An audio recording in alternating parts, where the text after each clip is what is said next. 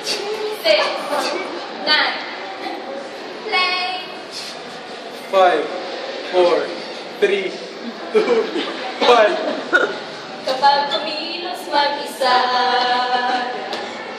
sabay walang kasama, parang walang saysay ang kilos mo sa mundo. Ang laki na bukasan mo,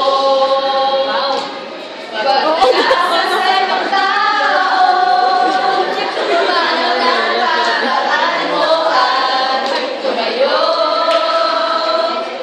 Huwag ang nakasal ng pangyayari, mag-isip at kumala.